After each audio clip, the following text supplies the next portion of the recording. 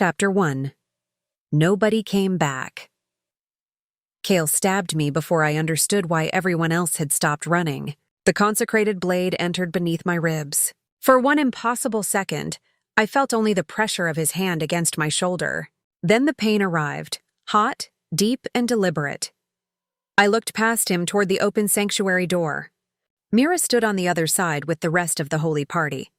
My closest friend still held the healing staff she had used to save me more times than I could count. She did not move. Mira? The stone door began to close between them and the chamber where Kale still held me upright. He pulled the blade free and my knees struck the ritual circle.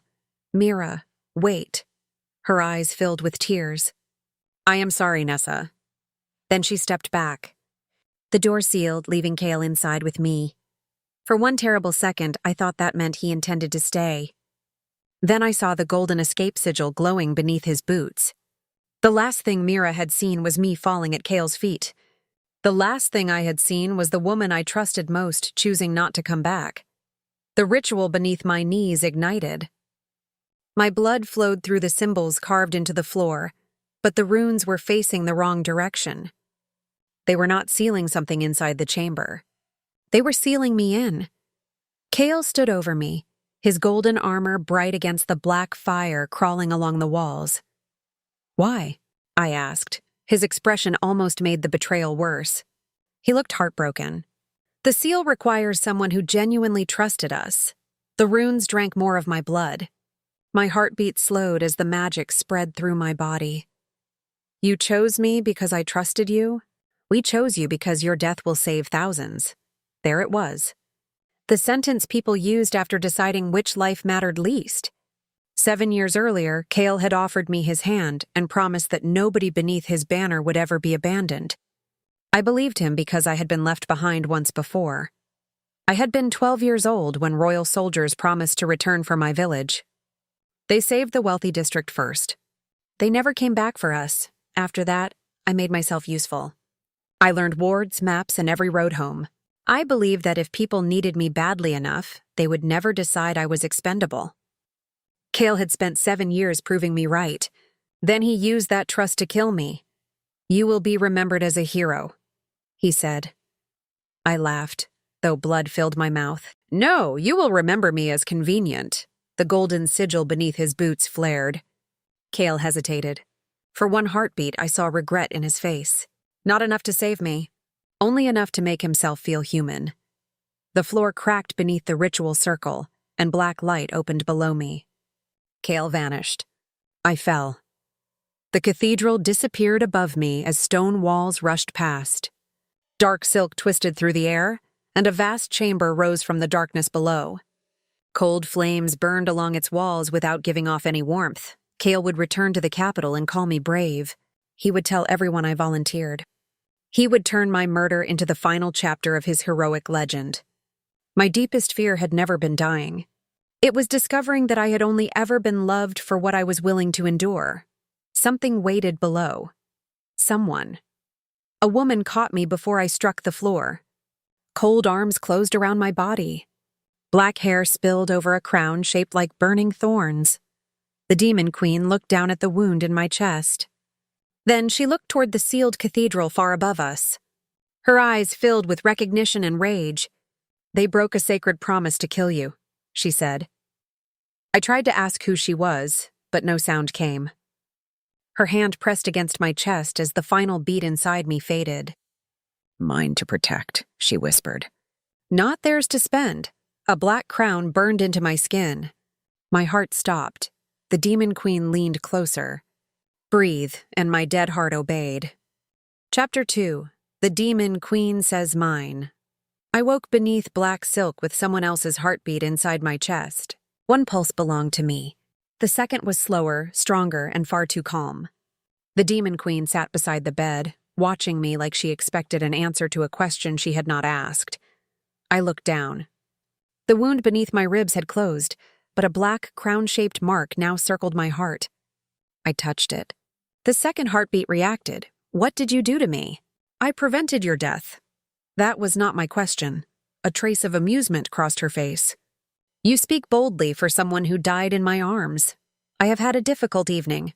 I forced myself upright. Pain pulled through my chest, and the second heartbeat quickened with mine. That was when I understood. I could feel her, not her thoughts, but the echo of her body answering mine. What is this, Mark? A claim. I do not belong to you. No, she said. Not in the way you fear. That is not reassuring, she stood. Our lives are connected. If you die, so do I. And if you die, you follow. That seems badly designed. Her expression almost softened. The claim also gave me 3 commands. Each command removes one of your freedoms. Cold fear replaced the pain. You already used one. Yes. Her voice returned to me. Breathe. What did it take? Lie to me, I frowned. My name is Mira. The words caught painfully in my throat. My name is Nessa, I said instead. The pressure vanished. You took away my ability to lie. To me only. That is not better. No. She did not defend herself. That unsettled me more than an excuse would have. What do the other commands take? I will tell you when you are strong enough to hear it. I survived being murdered by my friends. You survived because I refused to let you die. There it was. The reminder that I now owed my life to the woman who had claimed it. Why save me? Her gaze dropped to the mark. Your magic carried a promise I recognized. What promise? That answer is not yours yet. I swung my legs from the bed. You connected our lives and took part of my freedom. I think I have earned more than riddles. Before she could answer, a bell rang beyond the chamber. The crown mark burned. Then Kale's voice filled the room. Nessa Vale gave her life so the rest of us could complete our sacred duty. A crowd murmured behind him. He spoke of my courage, my loyalty, my voluntary sacrifice. He made my murder sound beautiful. A public memorial would be held the following evening, my sword resting upon an empty coffin. When the projection faded, the Demon Queen spoke. I can kill them. All of them? Yes. How many civilians would die with them? As many as necessary. No. Her eyes narrowed. No? I want them exposed. They betrayed you. I noticed. They deserve death. Probably. But death is private. I stood despite the pain. If you kill Kale now, the kingdom will remember him as a hero murdered by a monster. The word did not offend her. I want everyone to know what he did. For the first time, she looked at me differently. Not as a dying woman, as a strategist.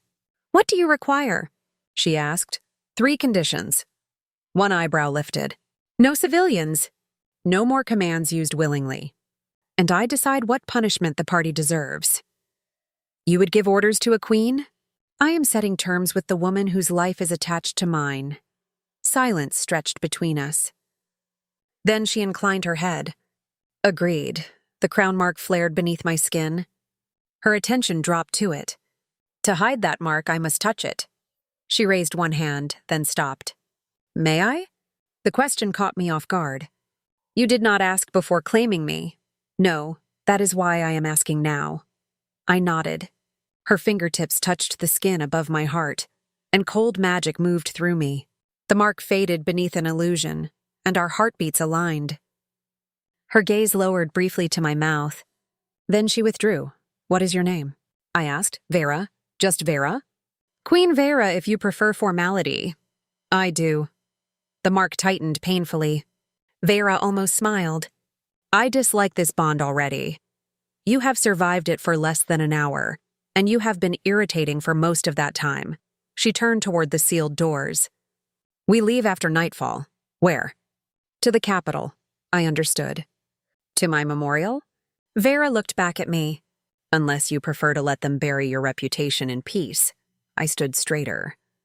I want to hear how beautifully they explain murdering me. Chapter 3. A dead woman at her own funeral. My funeral filled the largest cathedral in the capital. Kale had always understood the value of an audience. Veyra and I entered through a service passage I had discovered years earlier while repairing the cathedral wards. Her concealment did not change our faces. It simply encouraged people not to look too closely unless they had reason to suspect us. Even so, People moved aside when Veyra passed. Some instincts were stronger than magic. "You are attracting attention," I whispered. "I am walking. You are walking like you own the cathedral. I own several." "Human cathedrals?" "No. That is less reassuring." The funeral bells rang. Below us, hundreds of people surrounded an empty coffin, my sword lying across the lid.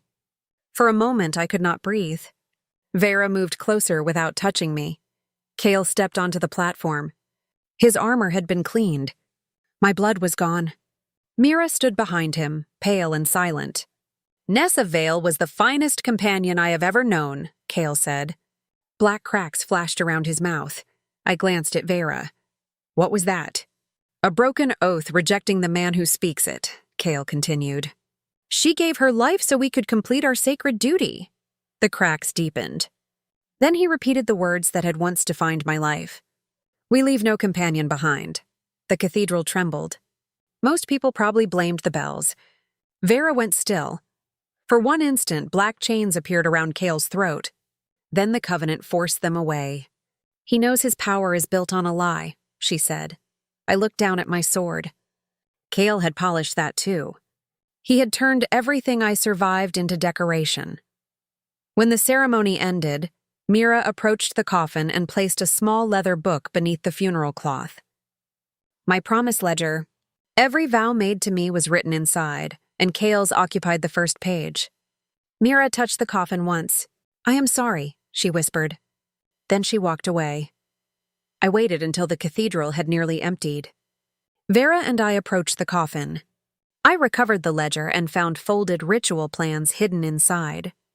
The sacrifice had been approved months earlier. The documents listed every condition: a trusted companion, a broken promise, a living heart. My name appeared at the bottom. Nessa Vale, preferred vessel. They planned this before the mission. I kept reading. The party had been instructed to strengthen my trust, include me in decisions, praise my loyalty, and repeat the party oath. My happiest memories had been turned into ritual preparation. "I do not understand this section." Veyra read over my shoulder. "What would have happened if you consumed my sacrifice?" "The final seal around my sanctuary would have broken." I looked at her. "You could have escaped." "Yes, but you used the magic to save me." She said nothing. The silence was answer enough. Why? Her second heartbeat shifted beneath mine. "Your magic carried a promise I recognized." "What promise?" "The covenant reacts to spoken vows here." "I will not explain yours while Kale's ritual surrounds us." Footsteps echoed nearby. We slipped into a disused prayer room. Once the guards passed, I sat on an old bench. My hands had begun shaking. Veyra sat beside me, not too close. She did not tell me to calm down. For a while, she said nothing, and the silence slowly became safe. I stared at the ledger. Part of me still wants Mira to have been forced. "Pressure explains fear," Veyra said. "It does not erase choice." She could have warned me. Yes. She could have stopped him. Yes. I swallowed. "I want there to be an excuse." Veyra looked toward the closed door. "Wanting an excuse for someone you loved is not the same as forgiving them." I looked at her. For once, she did not sound like a queen. She sounded like someone who understood. I reached for her hand. Veyra became completely still. Her fingers were cold. Slowly, they closed around mine. The second heartbeat steadied. So did my own. Then I noticed another line inside the ledger, in Mira's handwriting. "Kale still controls the original claim. He can force the remaining commands." I turned the page. A final ritual diagram filled the paper. At the bottom, one sentence had been underlined twice. "Third command. The claimed cannot refuse the claimant. Kale still controls the original ritual." The claim was formed through its wording, so the covenant can force any command Veyra has not yet used. I read it again. Then I looked at Veyra. "What does the third command take?" Her expression closed. "Nessa, what does it take?" Veyra stood. "I will tell you. But not here." I shut the ledger. For the first time since she saved me, I understood that Veyra's protection came with the power to take far more than my life. It could take my right to refuse her. Chapter 4: What the Claim Would Take. Veyra waited until we were back inside her sanctuary before answering me. The stone doors closed behind us. The moment they did, the concealment spell fell away, and the black crown mark returned above my heart. I placed the promise ledger on the table between us. What does the third command take? Veyra remained standing. Your right to refuse me. The answer was worse when spoken aloud. I stared at her. Explain. The first command forced your body to live. Its cost was truth. She looked at the mark. The second will prevent you from moving beyond my reach. And the third, you would remain yourself. That does not sound like mercy. It is not. Her voice stayed calm, but the second heartbeat beneath mine had become unsteady. You would still think, feel, and desire whatever you chose. But if I gave you a direct command, your body would obey. I felt suddenly cold. You could order me to stay. Yes, to fight. Yes, to touch you. Veyra's expression hardened. Yes, the silence after that answer felt dangerous. I stepped back from her. She did not follow. Do you want that power? Her gaze shifted away. Answer me. You know I can refuse. You also know I cannot lie to you. Veyra looked at me again. Something in her face had changed. Not anger, shame. Part of me wants certainty that you cannot leave. The honesty struck harder than denial would have. She continued before I could answer. I despise that part of myself. Why should I believe that? You should not. The words came without hesitation. Trust is not something I can demand from you. For a moment, neither of us spoke. Then I opened the ledger. You said my magic carried a promise you recognized. Veyra's eyes moved to the first page. Kale's oath remained there. Nobody beneath my banner will ever be abandoned. That was not the promise, she said. Then which one? She crossed the chamber and stopped beside the cold fireplace. My sister was 16 when my court offered her to the human kingdoms. I said nothing. Veyra's voice remained controlled. That made the story worse. They called it a peace ritual. Both sides required proof that my family could be trusted. They sacrificed her. Yes. The flames in the room lowered. They told me she had volunteered. The lie in that sentence seemed to darken the walls. I arrived after the ritual was complete. Veyra looked down at her hands. I made a vow over what remained of her. Her voice softened. No one entrusted to me would ever be abandoned again. The words entered the crown mark like a key. A memory surfaced. A ruined village, smoke, my mother pushing me beneath a broken floor, soldiers promising to return, the silence after they did not. I made the same promise, I said. Veyra nodded. When you fell through the seal, your magic was carrying it. You recognized me because of a vow? Not simply because you spoke it, her gaze met mine, because you lived by it. I thought of every route I had checked twice, every wounded companion I had carried, every night I had stayed awake because someone else needed rest. Kale had used that loyalty to kill me. Veyra had heard it and chosen to save me. You could have escaped. I said, yes. You gave that up for someone you did not know. I knew enough. The second heartbeat inside me slowed. I stepped closer. Veyra did not move. Her eyes dropped briefly to my mouth. The air between us changed. I raised one hand toward her face, then stopped. The crown mark pulsed. Fear and gratitude tangled together inside me. I lowered my hand. I do not know whether this is mine. Veyra's expression became unreadable. This, what I feel when you are close. For one terrible second, I expected anger. Instead, Veyra stepped away. Then I will not touch you. The answer hurt in a way I had not expected. She turned toward the far side of the room, and I watched the distance open between us. The claim cannot create desire, she said. You are sure? Yes. It can force my body, yes. But not affection, no. Not attraction, no. I looked at her back. Then ask me. Veyra turned slowly. The restraint in her face was more frightening than hunger would have been. May I kiss you? My heart struck once. So did hers. Yes, She crossed the space between us. One hand rose toward my cheek, then paused until I leaned into it. Her lips touched mine. The kiss was careful, almost cautious. Nothing about it felt commanded. When she withdrew, her forehead remained close to mine. For a few seconds, neither of us spoke. Then the sanctuary shook. The crown mark burned. Veyra stiffened. Dark chains appeared around her throat. What is happening? Kale! The name came out strained.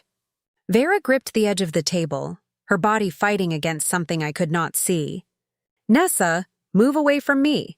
Kale was not controlling Veyra's mind. He was pulling on the original ritual still buried inside our bond. I stepped back. Pain tore through my chest.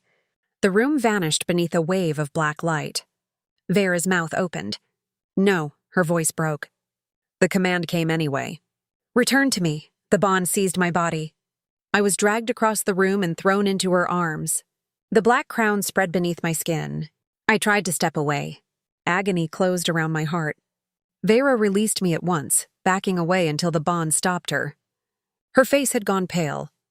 Now you cannot freely remain beside me. Her voice broke for the first time. So I have no right to ask you to stay. Chapter 5. Not yours. Because of magic, Veyra kept her distance for the rest of the night. Not far enough to trigger the second command, only far enough to make every step between us feel deliberate. By dawn, I had had enough. You are deciding for me again. Veyra stood beside the sealed doors. I am preventing further harm. No. You are treating every choice I make as meaningless because the bond limits where I can walk. Her jaw tightened. It does not decide what I think, I continued. It does not decide whether I trust you. I stepped closer. It does not decide whether I want to kiss you again. Her eyes met mine. You cannot know that. Neither can you. I picked up my promise ledger. Kale begins the ascension ceremony at noon. If we wait, he gains full control of the covenant. You cannot enter the cathedral while bound to me. Then stay close. The words struck her harder than I expected. Not because I am yours, I added. Because this is my plan. We entered through maintenance tunnels beneath the eastern wall. I had designed half of them myself. Kale had once called my work excessive. That morning, it carried us beneath his guards. The main chamber was already full. Nobles crowded the balconies, and soldiers stood beneath Kale's banners. At the center of the cathedral, the covenant burned like a pillar of white fire. Mira knelt beside it under guard. Kale stood before the altar in ceremonial armor. Today, he declared, we secure peace for every human kingdom. I stepped into the aisle. You always did prefer an audience.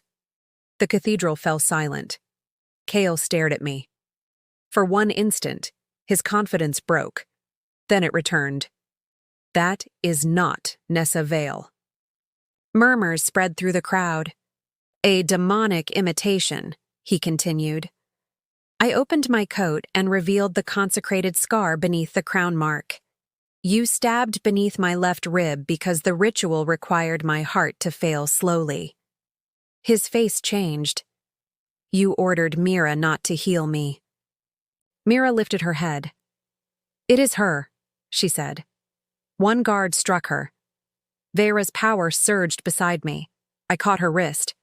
Not yet. She went still. Kale looked from me to Veyra. So the queen found her vessel. I am not her vessel. You do not understand what she has done to you. I understand more than you expected me to survive. He descended the altar steps. The covenant protects this city. It powers our barriers and keeps the kingdoms united. And that made me expendable? It made your sacrifice necessary. He believed it. That was what made him dangerous. You could have chosen yourself. I carry the authority needed to prevent greater bloodshed. Convenient. His expression hardened. Nessa, I can restore everything. My empty coffin too? Your title, your honor, your place beside us. He glanced toward Veyra. All you must do is complete the ritual and free yourself. By killing her. By saving the kingdom. Kale held out one hand. Come home. The Covenant protects this city, Kale said. Without it, the barriers fail. Because you built every new ward to depend on it, I said. His silence confirmed it. The danger was real. The necessity was manufactured. I allowed him to believe I was considering it. Then I opened my promise ledger. A thin ward key was hidden inside the cover. I pressed it against the nearest oath mirror. The cathedral walls filled with ritual records. Names appeared across the stone, along with dates, sacrifices, and orders carrying Kale's seal. The crowd erupted. Kale's face emptied. You planned this. I learned from you. He turned toward the Covenant. White chains burst from the pillar and wrapped around Veyra. She dropped to one knee. The crown mark burned. Kale raised his hand. You wanted truth, he said. Then hear it. The chains tightened around Veyra's throat. Her mouth opened. No sound came. I ran toward her. The second command pulled me faster. Veyra looked at me in horror. Nessa, stop! Kale forced more power into the ritual. The third command pressed against the bond. I felt it like a hand closing around my will. Veyra reached toward her own heart, black fire gathering beneath her fingers. She meant to kill us both before she could enslave me. I seized her wrist. No. If I speak the command, you will never be free. And if you kill us, I still lose my choice. Nessa. Kale chose my death for the kingdom. The cathedral shook. You are choosing our deaths for my freedom. I tightened my grip. Both of you are still deciding what I should lose. Veyra froze, the command straining against her throat. I pressed my palm over the crown mark. The claim had been created through a promise broken by one side. It could be changed by a vow freely made by both. I reject every claim I did not choose. Black fire split the mark. I looked at Veyra. No commands. The chains around her cracked. No ownership. I held out my hand. No sacrifice decided alone. Veyra stared at me. You may refuse me. I may refuse you. The Covenant screamed through the walls. You may leave, and so may I. But neither of us will decide that the other is expendable. For one terrible second, nothing happened. Then Veyra took my hand. I accept. The black crown vanished from my chest. Matching marks formed over both our hearts. The chains shattered and the command inside me disappeared. I stepped away from her. No pain, no force pulled me back. Then I chose to return. Kale retreated toward the altar. This changes nothing. Veyra rose, her power filling the cathedral.